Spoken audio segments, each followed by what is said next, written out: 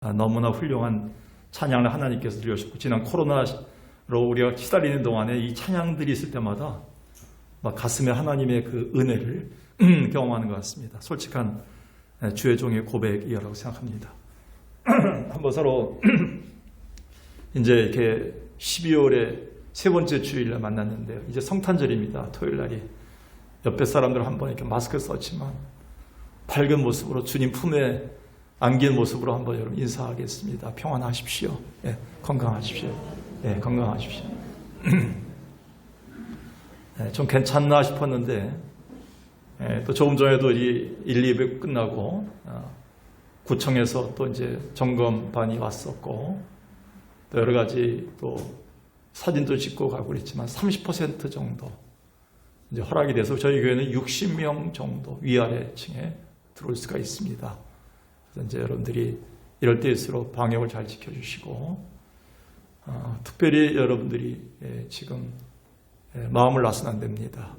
석관초등학교가 지난 주중에 모든 검사를 다 마쳤고, 제가 운영위원장으로 있는 돌봄센터 바로 뒤에 있는 뒷골목에 있는 운영센터에 27명 아이들이 전부 다 격리 상태에 있고, 지금 각종 돌봄센터들이 지금 다 문을 닫고 있습니다. 이런 상황 속에서 여러분들이 특별히 조심하시고요. 특별히 저희 교회가 안전하게 올해를 마쳤으면 하는 생각을 가지고 있습니다. 여러분 협조해 주셔서 너무 감사드립니다. 미국 텍사스 신학교 교수인 벤자민 맥킨리는 1923년 여름에 열렸던 주일학교 협의회 집회에서 큰 은혜를 받았습니다. 그날 설교자가 복음에 대한 설교를 하던 중에 간곡한 마음으로 지금 여러분의 손을 내밀어 예수님의 못자국 난 손을 잡도록 하세요 라는 말에 맥킨리는 자기의 손을 내미는 순간 주님의 강한 임재를 체험합니다. 그리고 그날 밤 맥킨리가 집회를 마치고 돌아오는 도중에 거센 폭풍우를 만났는데 큰 위험에 빠져 목숨까지 위협을 당했습니다. 그러나 그는 못자국 난 주님의 손을 꼭 붙잡는 심정으로 기도하면서 그 난관을 뚫고 기적적으로 집에 돌아오게 됩니다. 그날 밤에 맥켄리는 주님의 못자국 난 그 손만이 자기를 인도하고 보호하신다는 신앙 고백을 합니다. 그리고 밀려오는 감동을 주체할 수가 없어서 이런 찬송가를 만들게 되었습니다. 거친 세상에서 실패하거든 그 손 못자국 만져라. 고된 일 하다가 힘을 얻으니 그 손 못자국 만져라. 그 손 못자국 만져라. 그 손 못자국 만져라. 주가 널 지키며 인도하시니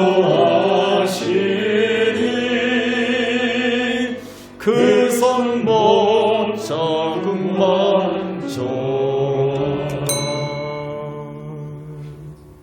이 찬송이 지난 1년을 예수님의 은혜로 살고 이제는 성탄의 주인공이신 예수님을 영광스럽게 맞이해야 하는 바로 저와 여러분의 고백이었으면 하는 마음입니다.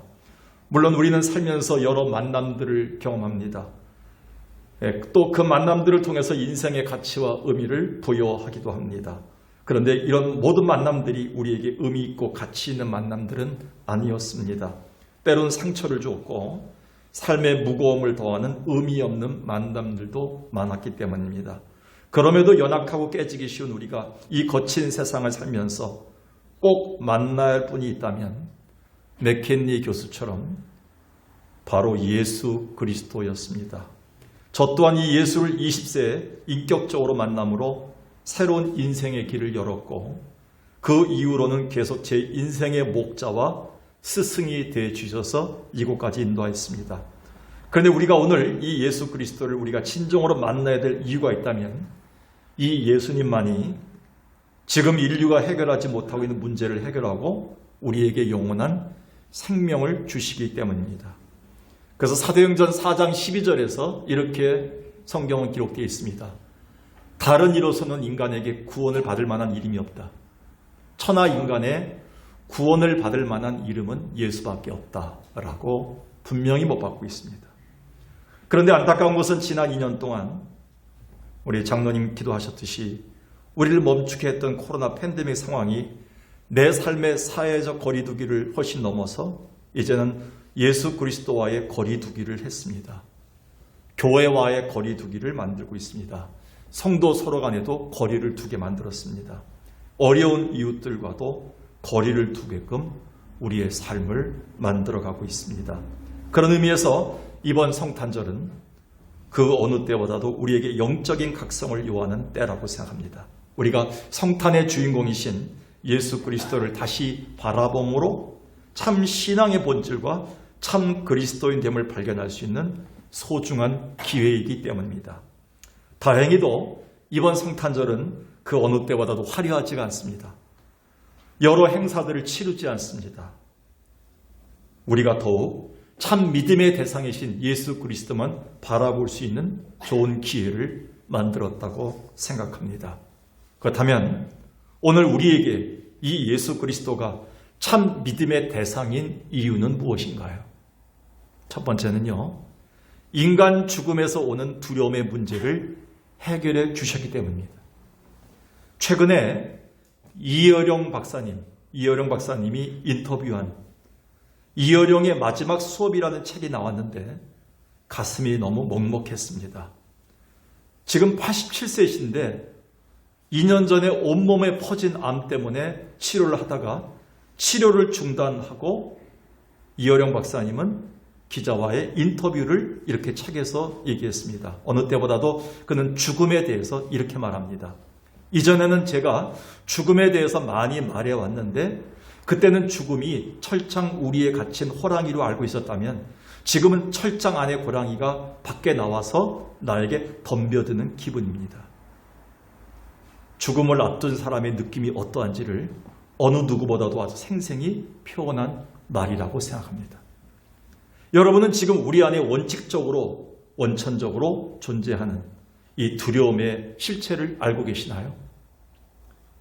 이것은 인간 두려움의 공포 저변에는 해결되지 못하는 죽음의 문제가 깔려 있기 때문입니다. 그래서 인류 역사상 어느 누구도 어떤 사상도 어떤 묘약도 이 죽음의 문제를 해결하지 못했습니다. 그래서 인간은 매일 자신을 점점 조여오는 마치 죽음의 호랑이가 자기에게 덤벼드는 두려움의 병을 앓고 있다고 해도 과언은 아닙니다. 요즘 코로나로 인해서 대한민국은 하루에 평균 100명씩 죽음에 직면하고 있습니다. 그리고 지금까지 2년간 코로나로 인해서 누적된 사망자가 4,800명을 넘어서고 있습니다. 사실 얼마 전까지는 이젠 코로나19 팬데믹이 다 지나가는 줄 알았습니다. 정부에서 위드 코로나를 선포하고 전 국민의 80% 이상의 백신 접종자라는 그런 소식을 전했을 때는 이제야 숨 좀 쉬고 살 줄 알았고요. 올해는 뭔가 달라질 줄 알았습니다. 그런데 요즘 또다시 오미크론 바이러스가 빠른 속도로 전파되는 뉴스를 접하다 보니 우리의 밑바닥에서부터 또 다시 두려움의 공포가 몰려오는 것을 부인할 수가 없습니다. 아마 우리 인류가 이 원초적인 죽음의 문제를 해결하지 않는 한 이 두려움은 계속될 것입니다. 시편 90편에서 모세는 이렇게 죽음을 아주 신랄하게 표현했습니다. 주께서 사람을 티끌로 돌아가게 하셨다. 제 아무리 건강한 사람도, 제 아무리 등치가 있는 사람도, 이 땅에서 누렸던 어떤 사람도 이제는 1시간 반 만에 한 줌의 재로 나오는 것을 모세는 이미 우리에게 선포했습니다. 우리의 연수가 70이면 감사하라. 80이 되면 더욱더 감사하라. 원래 70인데 80 이상 살면 덤으로 사는 인생이다. 그러면서 그 연수가 그때부터는 신속히 빠르게 날아가고 있다. 얼마나 신랄한 표현이겠습니까? 오늘 본문에 보면 제자들 또한 예수님의 죽으심 이후에 자기들에게 언제 닥쳐올지 모르는 체포와 고문, 죽음, 그리고 막막한 미래 앞에서 두려움에 쌓여 있습니다. 그래서 어느 다락방에 모여 숨을 죽이고 있습니다. 부활하신 예수님을 먼저 만났던 막달라 마리아가 달려와서 부활의 소식을 전했건만 그들은 여전히 공포와 두려움 그리고 절망감에서 다락방 문을 꼭꼭 잠그고 그 두려움의 공포에서 헤어나올 수가 없었습니다. 그런데 이 상황을 뚫고 들어오신 분이 계십니다. 19절에서 요한은 이렇게 증거합니다. 이날 곧 안식 후 첫날 저녁 때 제자들이 유대인들을 두려워하여 모인 곳에 문들을 닫았더니 예수께서 오사 가운데 서서 이르시되 너희에게 평강이 있을지어다. 우리가 알다시피 예수님은 부활의 몸을 입었기 때문에 시공간을 뛰어넘고 공간을 뛰어넘어서 와셨겠죠. 들어오셔서 저들 앞에서 너에게 평강이 있을지어다. 예수님은 부활하신 분, 죽음의 문제를 해결하고 오셔서 이렇게 선포하신 겁니다. 죽음의 문제를 친히 해결하고 부활의 주님으로서만이 우리에게 줄 수 있는 평안을 주신 것이죠. 인간 저주를 해결하시고 인간 내면의 불안 문제를 해결하신 분만이 우리에게 소망이 될 수 있다는 것을 보여줍니다. 요한복음 11장 21절에서 자기 오빠의 죽음 앞에서 마르다는 이렇게 절망합니다. 마르다가 예수께 여짜오되 주께서 여기 계셨다면 내 오라비가 죽지 않았나이다. 그때 예수님이 선포합니다. 내 오라비가 죽은 것이 아니다. 반드시 살아날 것이다. 장래 부활을 얘기한 거죠. 그때 예수께서 이르시되 나는 부활이요 생명이니 나를 믿는 자는 똑같은 삶을 살 것이다. 예수님은 자기가 부활의 소망임을, 죽음의 문제를 해결하신 분임을, 메시아임을 분명히 선포하고 있습니다. 따라서 우리가 이 예수를 인격적으로 만나기 전까지는 이 두려움의 근본적 문제를 해결할 수가 없습니다. 이것이 예수가 우리의 참 믿음의 대상이 되실 이유입니다. 사랑하는 여러분, 성탄절을 며칠 앞두고 있습니다. 우리가 예수를 바라봐야 될 이유, 참 믿음의 대상이기 때문에 그렇습니다. 왜? 저분만이 인간 죽음의 문제를 해결해 주신 분이기 때문에 그렇습니다. 그 예수를 바라봄으로, 참 믿음의 대상이신 예수를 바라봄으로 우리의 삶에 두려움의 문제를 해결해 나갈 수 있는 여러분 되길 주의 이름으로 간절히 축원합니다. 두 번째는요, 불완전한 세상에 우리에게 참 기쁨과 평안을 주시기 때문입니다. 어떤 사람은 자기의 덧없는 인생을 이렇게 표현했습니다. 얼마나 이게 실감나는지요. 내가 아기가 되어 웃고 울고 떠들 때는 시간이 기어서 갔다. 내가 소년이 되어 꿈속에서 좋아할 때는 시간이 걸어서 갔다. 근데 내가 성인이 되자 시간은 다름박질하기 시작했다. 내가 이제 반백이 되자 시간은 날아가기 시작했다. 조금 전에 모세가 고백했던 내용과 얼마나 유사한지요. 시간이 날아가고 있습니다. 지금. 그래서 우리는 불안한 거예요. 불안전한 세상에 사는 거예요. 우리가 인생을 야심차게 시작할 때는 그저 먹을 것과 입을 것만 있으면 행복할 줄 알았어요. 집만 주어지면 다 될 줄 알았어요. 그런데 그건 일생일대 착각이었습니다. 세월이 지날수록 점점 시간판이 빠르게 흐를수록 인생의 허무함은 더욱 깊어져 갑니다. 그래서 인생은 노년이 들수록 더욱 아쉬움으로 몸부림치고 그제서야 덧없음이 실감됩니다. 여기에다가 전염병과 각종 질병으로 죽음에 대한 불안감이 가중되다 보니 잠이 안 오고요. 주름이 늘고요. 노여움과 노욕, 한숨만이 연발되고 우리의 삶엔 기쁨과 평안이 어느새 사라져가고 있습니다. 이게 불완전한 세상에 살고 있는 우리의 모습들입니다. 그래서 전도서 기자는 이렇게 얘기했습니다. 전도서 1장에서 전도자가 가로되 헛되고 헛되며 헛되고 헛되니 모든 것이 헛되도다. 얼마나 헛됐으면요. 얼마나 바람 잡는 것 같았으면요. 얼마나 무의미했으면요. 헛되고 헛되니 헛되고 헛되니 모든 것이 헛되도다. 그러면서 해 아래서 수고했던 우리가 그동안 애썼던 모든 것이 다 바람같이 사라진다. 무엇이 유익한가? 그리고 14절에 이렇게 얘기합니다. 내가 해 아래서 행하는 모든 일을 보아노라. 보라, 모두 다 헛되어 바람을 잡으려는 것이로다. 흔히 세상에는요, 로마식 평화와 헬라식 평화가 있다고 합니다. 로마식 평화는요, 힘으로 모든 것을 누를 수 있는 힘이 있는 자들이 쓰는 방법으로서 개인이나 국가나 나보다 힘이 세면 일단은 조용해지는 것이 평화라고 착각하는 겁니다. 또한 헬라식 평화는 마음을 수양하고 끊임없는 훈련을 통해서 평화를 얻는 일종의 요가, 단전호흡 같은 거, 마음을 다스리는 컨트롤하는 거죠. 이런 것이 우리에게 평화가 온다고 해당합니다. 그런데 이런 것은 이 평안함도 순간뿐이며 인간의 근본적 문제까지는 건드리지 못했습니다. 근데 이게 웬일인가요? 예수님은 제자들에게 이렇게 오셔서 선포했습니다. 본문 19, 20절 다시 보겠습니다. 안식구 첫날 저녁 때 제자들이 유대인들을 두려워하여 모인 곳에 문들을 닫았더니 예수께서 오사 가운데 서서 이르시되 너에게 평강이 있을지어다. 그리고 이 말씀을 하시고 손과 옆구리를 보이시니 제자들이 만져보고 주를 보고 기뻐하더라. 조금 전까지 불안에 쌓여있던 저희들에게 두 가지, 평강과 그리고 기쁨을 선물 받은 순간이었습니다. 인간 죽음의 원초적 두려움을 해결하신 부활의 주 예수 그리스도만이 줄 수 있는 선물, 두려움과 공포에 존재하던 그 다락방에 그 제자들의 마음에 평강과 기쁨을 선물할 수 있었다는 것이죠. 친히 자신의 찔린 몸과 못 박힌 손과 발을 보여주심으로써 성경에 예언한 그 메시아가 자기 힘을 보여주면서 참 믿음의 대상으로 앞에 서 계신 것입니다. 이 세상에 그 누구나 그 어떤 대상에게도 받을 수 없는 샬롬과 즐거움을 그들에게 선사해 주신 것입니다. 그래서 2000년 전 천사는 예수 그리스도의 탄생을 이렇게 얘기했습니다. 지극히 높은 곳에서는 하나님께 영광이고 이 땅에서는 기뻐하심을 입은 그 예수 때문에 기뻐함으로 받는 사람들에게 주시는 평안과 성탄절이 어떤 의미가 있습니까? 죽음의 문제를 해결하시고 이 땅에 오셔서 굳게 닫힌 다락방의 문을 열고 오셔서 우리에게 기쁨과 평안을 선물해 주시는 하나님의 영광이 나타난 날 아니겠습니까? 우리는 그 선물을 마다할 이유가 없습니다.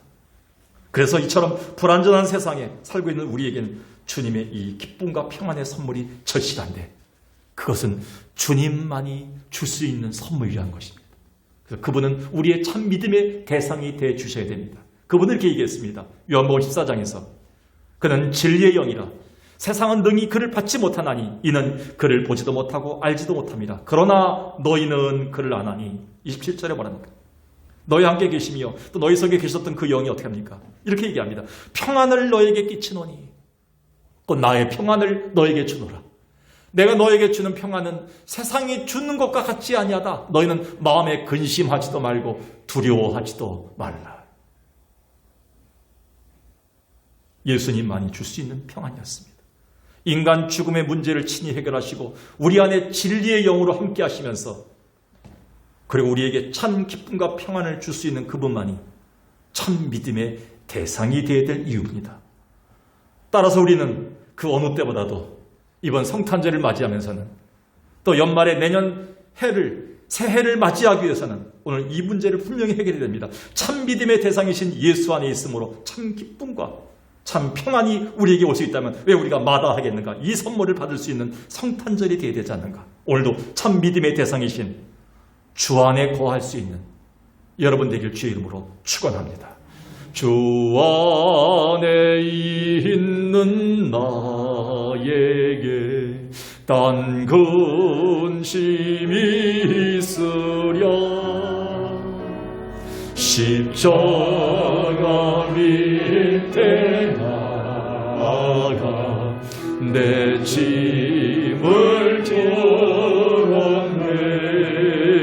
아멘. 주님을 찬송하면서 할렐루야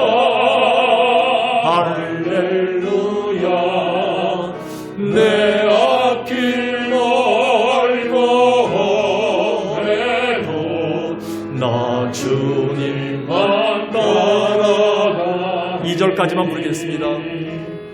그 두려움 이번 연말에는 우리가 또 성탄절에는 우리의 두려움들이 기도로 변해야 되겠습니다. 믿음의 대상이신 예수 그리스도를 우리는 기도로 변해야 됩니다. 그분을 기뻐하는 찬송으로 변해야 됩니다. 나의 한숨 변하여 내 노래 되었네.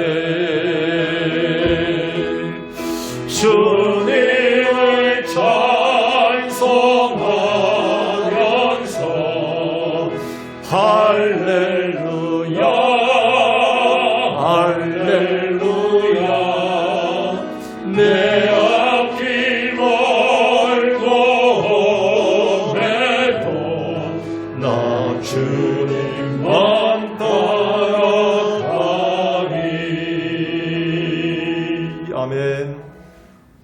기쁨과 평안을 주시는 예수 그리스도가 참 믿음의 대상이 되주셔야 됩니다. 마지막 세 번째는요, 연약한 우리가 세상을 이길 수 있는 힘을 주시기 때문입니다. 우리 주님이 예수 그리스도가 참 믿음의 대상인 이유는 그분이 이 험한 세상을 이길 수 있는 힘을 줄 수 있는 분이기 때문에 그렇습니다. 부활의 예수님이 제자들을 찾아오신 목적은 단지 그들을 두려움에서 해방시키고 기쁨을 누리게 하는 것만이 아니었습니다.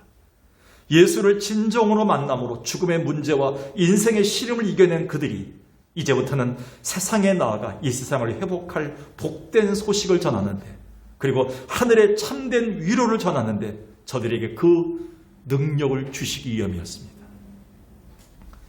오늘 본문 22, 23절 이렇게 얘기합니다. 이 말씀을 다 마치시고 저희를 향하사 숨을 내쉬며 이르시되 성령을 받아라.